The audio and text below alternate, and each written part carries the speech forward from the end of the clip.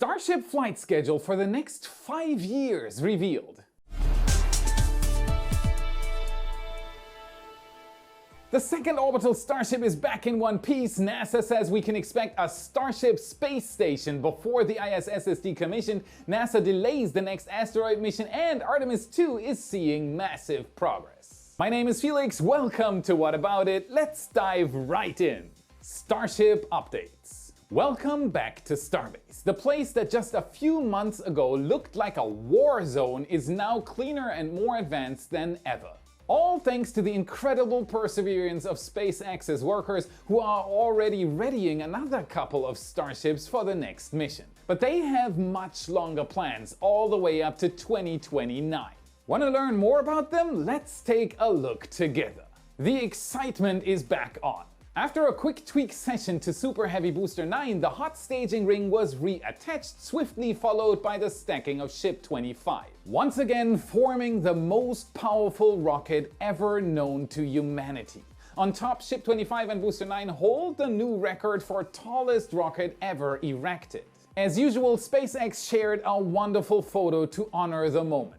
Not long after, a quick disconnect retraction test was carried out. This arm feeds power and propellant to the Starship and is actually one of the last things to be disconnected during liftoff, pulling back just as the rocket is released from the hold-down clamps. In this video from La Padre, you can even spot the automatic door closing. It was added after the first flight to protect the quick disconnect from debris and flames. It may look a bit fragile, but don't worry, even without it, the panel held up really well during the previous flight, so it's there mostly to ensure that nothing gets into the connectors. While we're still waiting for the green light from the Federal Aviation Administration or the FAA, there is a bit of good news. A very important silver lining. Recently, a special bill was passed, so now the government shutdown in the US won't happen for at least another 45 days. This is a big deal, since right now we are waiting for feedback from the US Fish and Wildlife Services regarding SpaceX's newest flame deflector and deluge system. This review could take anywhere from 30 to 135 days, so a government shutdown would almost certainly take the 2023 launch off the table. On the other hand, we've had these possibilities of government shutdowns in the US many times in the past decades, and it only happened 4 times since 1986 for a total of 58 days. Let's all cross our fingers and hope that the license will be released this month. Now, in the past episode, we've discussed the license from the FCC and why it's not a definite sign of how close or far away a Starship launch is. Recently, yet another document popped up, stirring a whole new set of questions about its purpose, but don't worry, we're here to break it down. The FAA just put out what's called a TFR, or Temporary Flight Restriction Notice for Starbase. This is a common way to sort of put a do not enter sign in the sky over different areas. There are numerous reasons for a TFR, like making space for air shows, military operations, or, you guessed it, launching rockets into space. After all, no plane would want to play chicken with a Falcon Heavy at liftoff, right? So when the FAA drops a TFR for Starbase, that's a green light for a launch, yes? Actually no. The TFR does put a no-fly zone around Starbase, but only up to 3,000 meters or 10,000 feet. Usually, for rocket launches, the closed-off area goes all the way up to space. This TFR is one of those that gets renewed on a regular basis, mainly to keep things safe during testing, like making sure a tank piece from a failed pressure test doesn't play tag with the plane. That's why our flyover photo sessions have to happen outside this area. A big shout out goes to Redline Helicopters for continuously allowing us to produce these outstanding images while keeping safety in check. Want to book your own ride at Starbase? You'll find the links below. I highly recommend it. The bottom line is, even though the TFR started on October 1st and lasts until the year's end, it doesn't spill the beans on any possible flight schedule. When the real deal closure for the next launch attempt is out, I can guarantee you we'll be all over it and you'll be the first to know. Subscribe not to miss it. As the crew is giving the second orbital stack its final touches, it's fun to wonder what's coming up next. Which prototype will star as the third, the fourth stack? Let's analyze. skies. So if Starship takes to the skies this or next month, SpaceX might just try to fit in one more flight this year. Since the prototypes won't be coming back home to Starbase, it's likely the third orbital pair will feature Ship 26 teaming up with Booster 10. Both these prototypes are almost ready to steal the spotlight. The Bullet Starship, still no real evidence of what it's for. No flaps, no heat shield, no payload bay. Ship 26 is just waiting for a static fire test to check off its readiness, while Booster 10 is over at the Mega Bay, hopefully getting its engines attached. Once the orbital launch mount is back in business, we might see things ramp up even faster. That is, as long as the 33 Raptor engines don't cause any mischief with the sensitive bits on the launch deck. After that one-of-a-kind flapless ship takes its maiden voyage to do whatever it does, we're likely to see Ship 28 team up with Booster 11, both of which are also getting their finishing touches. While SpaceX is known for saying goodbye to even flight-ready vehicles, in my opinion we might actually see Ship 29 and Ship 30 hit the skies. The real deal. These ships are different from all the previously flown prototypes as they can carry Starlink satellites, helping to eliminate some of the bottlenecks the company is facing right now. They are expected to buddy up with Booster 12 and 13, which also are coming together at the Mega Bay as we speak. I have a feeling that by the third quarter of 2024, these prototypes will just be a thing of the past. Now this is us doing a bit of guesswork, but there are some other official sources trying to draw the Starship's roadmap. One such source is the fancy-sounding act called Collaborations for Commercial Space Capabilities 2. It's like a team-up between NASA and different companies, letting them dip into the US Space Agency's big brain to boost their own tech. While NASA isn't handing out cash for this, the team-up is a jackpot just from all the smart stuff they know about countless different space topics. And this get-together has revealed some very interesting internal targets for Starship, giving us a little sneak peek into what's coming up next. For instance, the grand debut of a Starship with cargo on board is scheduled for the early part of 2024, which feels about right and isn't too surprising. Right next to it, however, is a jaw-dropper. SpaceX is eyeing a Starship recovery by the third quarter of next year. And by recovering, we're talking about snagging the Super Heavy or maybe even the upper stage right out of the sky with the arms of Mechazilla. It is not sci-fi, it's a real deal plan and it is on the horizon. Come 2025, the SpaceX crew will shift gears to sketching out the on-orbit fuel storage version of Starship. We're probably not talking about the tankers for the Artemis missions here, but more like full-blown fuel depots that'll hang out in orbit for years. So Ship 26 might just be a tanker for the Artemis program. Now hold on to your seatbelt, this tanker ship would open doors for manned missions to Mars and beyond.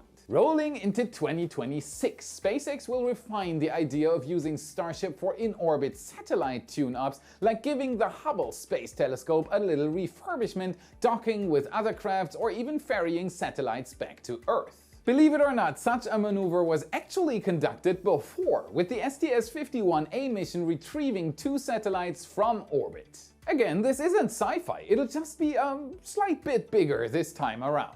Fast forward to 4 years from now, and it's decision time on whether launching and landing Starships with people on board is a good call for low Earth orbit adventures. Currently, the guess is that first missions like Dear Moon or Polaris Dawn will hitch a ride on Crew Dragon to orbit, then hop over to Starship. In the following years, however, Starship will need to prove its reliability to get the green light for crewed touchdowns. And lastly, come 2028, SpaceX will take a hard look at the final blueprint of a full-fledged low Earth orbit Starship station built out of habitation modules. Though 2028 might seem like a distant dream, think of it this way: we might just see a Starship space station in the sky before we say goodbye to the International Space Station. Mind-blowing, right? What's your take on these timelines? Doable? Will we witness the Super Heavy snatch in 24, fueling in 25, satellite upgrades in 26, crew landings in 27, and an ISS replacement made from Starships in 2028? Drop your predictions in the comments below. Speaking of future plans, let's now zip over to Massie's test site, which currently is buzzing more than the launch complex itself. Not long ago, less than a fortnight, Ship 29 was escorted here for some cryogenic testing with a rough push from the hydraulic arms stationed at the ship test stand. The first round of tests kicked off on September 26th when both its tanks were filled with liquid nitrogen. A nearly identical test happened the very next day, and now it's either gearing up for more tortures or heading back to the build site to receive its Raptor engines. Meanwhile, the engine section of Ship 27 recently hitched a ride to Massie's and, in a surprising twist, found a new home in the nose cone test cage. This left us scratching our heads, but the sharp minds over at Ring Watchers have cooked up a possible explanation. This prototype likely sports an engine shield akin to the one on Ship 25, and the nose cone cage is key to simulating the pressure bearing down on that heat shield during hot staging. I highly recommend checking out their X profile for a deep dive into the logic behind this move. The link is in the description in the credits section, which is always worth a look. Lastly, on September 29th, an intriguing test tank made its way down Highway 4, rolling right into Massie's. Massie's is getting more and more important. What you're seeing now is a prototype dubbed S24.2. It's a mashup of an aft ring, a payload bay section, and the forward ring that houses the new dome type, sporting holes all around. In Germany, we'd call this a Wolpertinger. Google it, they are fun little guys. This prototype will most likely also take a spin in the nose cone cage, as it appears that it was crafted to see how the payload bay stands up to the forces felt in flight. Given that the payload bays of Ship 24 and 25 were beefed up and welded shut, it appears that SpaceX was anxious that the cutout would become a failure point during flight. If that bay would give in during flight, it would basically rip the ship in half as a result. S24.2 is the ticket to finding out if the beefed up bits on ships 28 and 29 are tough enough to hold up on their own with Starlinks on board. Fingers crossed. What are your thoughts? Will the payload bay hold up during flight? Is this even the correct way to deploy satellites? Share your thoughts below, I am eager to hear them. And here's a quick heads up. YouTube might have unsubscribed you without your knowledge. No kidding, they seem to do this frequently. Very important task, double check that subscribe button so that you don't miss our updates. While you're checking, hit the like button and consider becoming a wise supporter for exclusive SpaceX updates. Everyone gets the same perks regardless of your contribution. With it, you get access to daily Starbase photo galleries, now including aerial and ground photos of SpaceX's progress and countless other extras on top. The next flyover will likely happen on the day you watch this episode. No matter how much you decide to give, everyone gets the same supporter content and access. You decide what you want to give. The link to our Patreon page is in the description. Thanks to all the supporters who help fulfill dreams on our team. We can't thank you enough. You rock. Now, before we continue, make Surfshark VPN your one-step solution for a better internet experience. Most of all because it's available in over 100 countries. In fact, Surfshark VPN is the first commercially available VPN to achieve this. Among other things, it helps you stay within your next travel budget by circumventing price discrimination. By implementing tracking cookies and IP tracking, booking services try to predict your habits. They want to find your pattern and ramp up prices on exactly the flights and hotels you're likely to book. Be smarter. Activate Surfshark and change your virtual location to wherever you want to travel and unblock cheaper flights and hotel prices. Problem solved.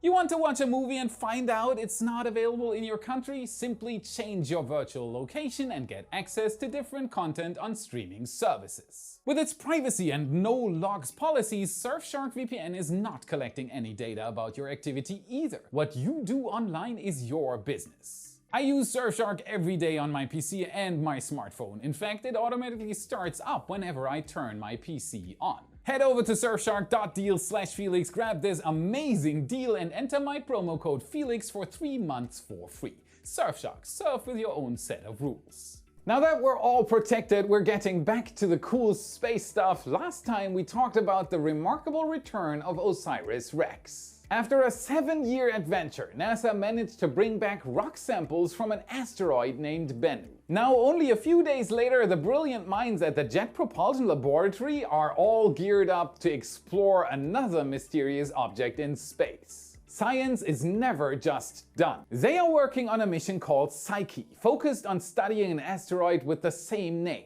Psyche is a giant metal-rich asteroid about 3 times farther away from the Sun than Earth. More on that later, and it could reveal some interesting secrets about our very own planet. But what about it? What can a space rock possibly tell us about Earth? Allow me to explain. Psyche is thought to be a leftover core of what's called a protoplanet. A planet that was formed and got blasted into pieces again in the early days of our solar system. What's left is the dense metal core. The same thing might have almost happened to Earth when our moon was formed. This asteroid is likely made of 30 to 60% metal, specifically nickel, with lots of silica, so glass mixed in. This might really be a core of an early planet. Now, we have a core in our own planet too, but it's far too deep for us to actually reach it. We, as humanity, have only managed to drill about 12 kilometers or 7.5 miles down, while Earth's core starts about 5,000 kilometers or 3,100 miles deep, so we have a long way to go. That's why Psyche is such a treasure trove. It's like having a piece of our own core but without all the dirt around it. No drilling needed. NASA has been dreaming about this mission for years, but in 2022 it was almost scrapped, even though the satellite was almost ready to go. The Jet Propulsion Laboratory, or JPL, needed more people. There just wasn't anyone available to finish the spacecraft's software in time. This led NASA to put the mission on an infinite pause, but thankfully they didn't give up on it completely. With more hands on deck and some reorganization taking engineers from working on the future Veritas spacecraft,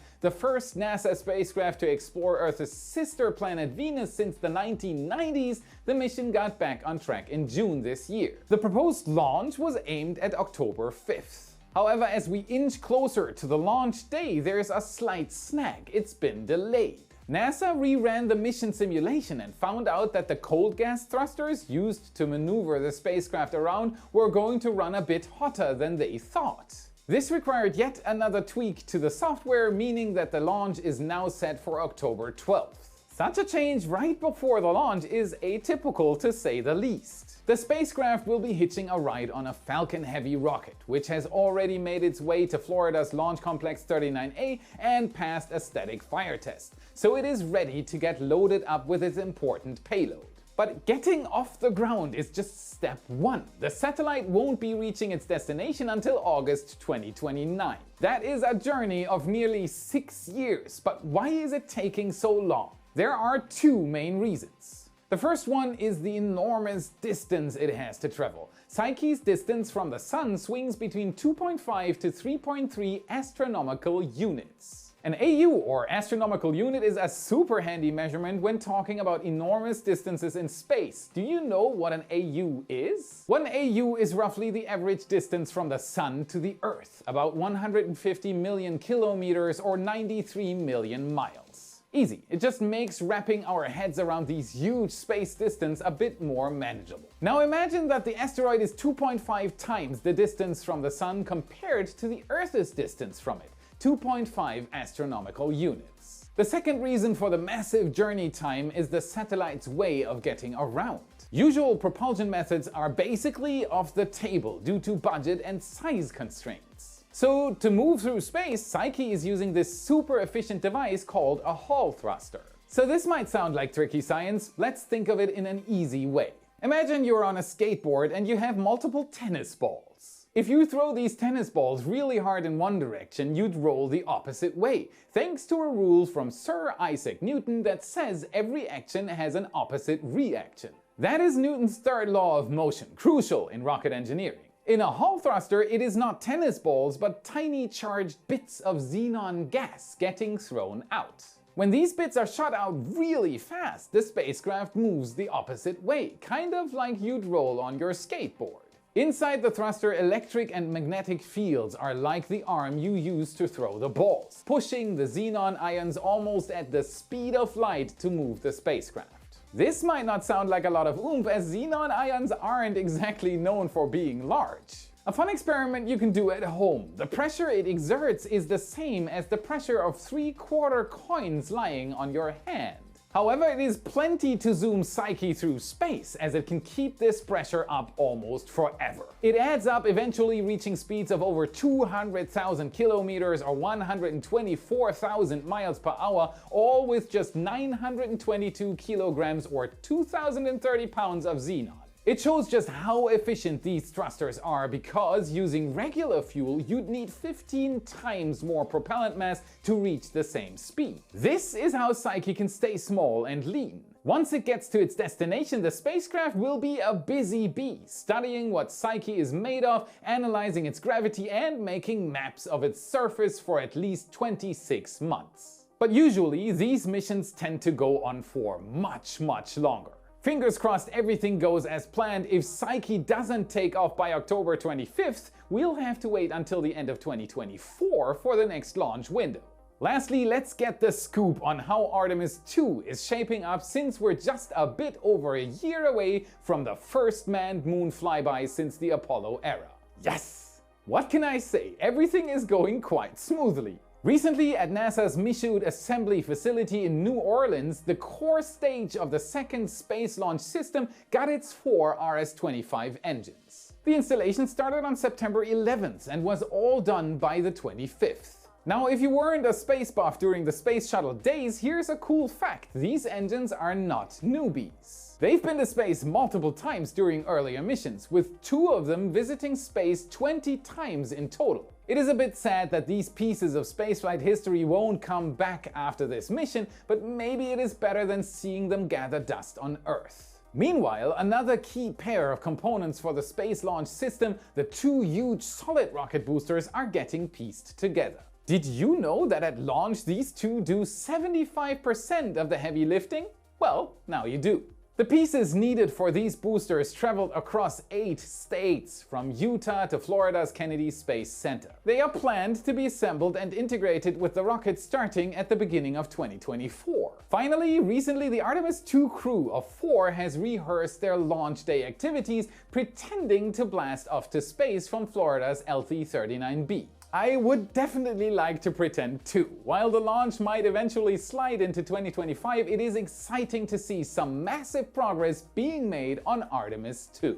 That's it for today. Remember to smash that like button, subscribe for more awesome content. This is what fuels the algorithm and helps us immensely. Check out our epic shirts in your favorite Space Nerd store. A link is in the description. And if you want to train your space IQ even further, watch this video next to continue your journey. Thank you very much for watching, and I'll see you again in the next episode.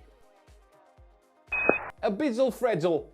Smart? Did I say smart? A spin in the news going. The super heavy. After all. Okay.